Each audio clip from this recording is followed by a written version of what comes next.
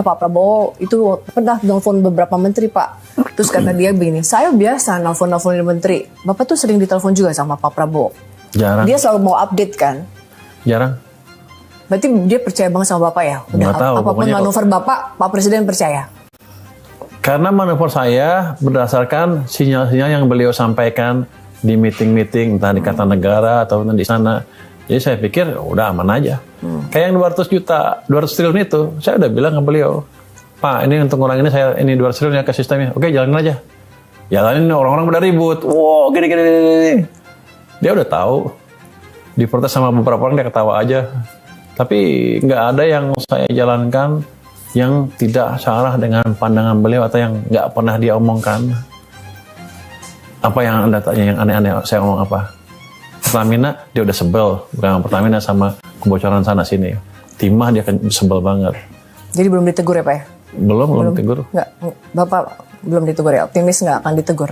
Bapak kan optimis? Optimis. Saya selama ini coba terjemahkan apa yang di kepala dia. Kira-kira arahnya ke situ. Dia kan nggak bisa semua detail kan. Dia yang besarnya, saya terjemahkan di bidang saya seperti apa. Harusnya satu searah. Nanti kalau ditegur ya kita rubah. Tapi kalau saya tahu isi kepala beliau lah, ingin memakmurkan rakyat kan. Ini sumbangan dia yang terakhir katanya. Ya saya ikut. Lebih fun kalau gitu kan. Daripada yang pengen itu saya pusing. Kalau ini kan ingin memakmurkan rakyat. Dia bilang saya bersedia jiwa raga segala macam. Oh itu udah clear untuk saya. Pak, karena Bapak sekarang jadi netizen lover ya Pak, Bapak tuh tugasnya berat karena harus membuat teman-teman netizen jangan sampai berbalik ngerujak lagi Pak, ya kan? Iya, menjaga itu. Jadi begini, yang saya lakukan adalah itu kebiasaan saya sehari-hari. Jadi saya nggak akan pusing-pusing amat atau nggak takut tiba-tiba berubah. Kecuali ada yang nyogok saya dan saya ikut. Saya udah nggak perlu lagi disogok-sogok. Selama ini juga nggak pernah yang nyogok. Karena mereka tahu, entah gimana mereka udah pelajari, rupanya orang kayak saya nggak bisa disogok. Itu yang saya sesali sebetulnya. Harusnya mereka nyogok aja, saya terima duitnya. Habis itu dia gue sikat juga. Jadi selama ini begitu. Even asing pun tahu saya nggak bisa disogok. Beberapa negara mempengaruhi beberapa kebijakan, mereka selalu membypass saya. Tapi saya tahu uangnya masuk sana, dari sana. Negara satu lagi juga sama, ini masuk ke sana. Bahkan di bawah saya disogok-sogok. Tapi mereka nggak ada yang berani ke saya. Itu saya nggak ngerti kenapa, sepertinya mereka udah mempelajari profilnya. Pak Menteri Keuangan kita ini sebulan setengah lebih gitu ya, auto sekarang udah jadi famous minister Pak. Jadi kami itu sekarang sedang terpurbaya-purbaya ya Pak ya, kami ini sedang terpurbaya-purbaya.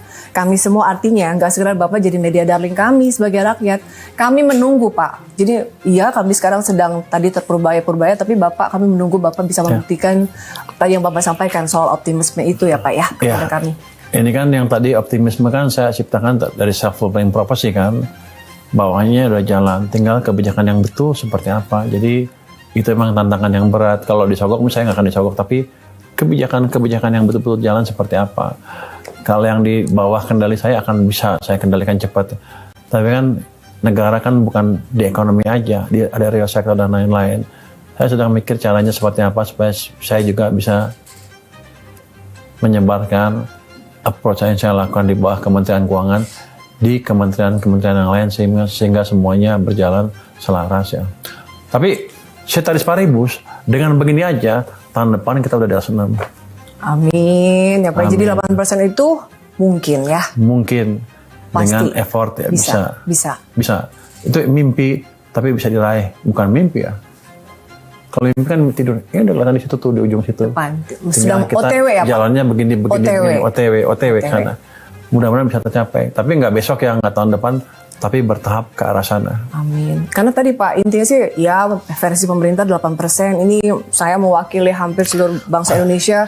Intinya cuma satu Pak buat kami. Kami sejahtera. Kami cuan bersama. Kami cuan. Kita cuan bersama. Gini, kalau 8% cuma di atas kertas, bisa aja besok ditulis 8%. Tapi ini bukan. Tapi yang penting adalah kemajuan ekonominya nanti dirasakan oleh rakyat, masyarakat, teman-teman semua Gen Z kayak saya. Bersama-sama. Saya harapkan itu yang terjadi.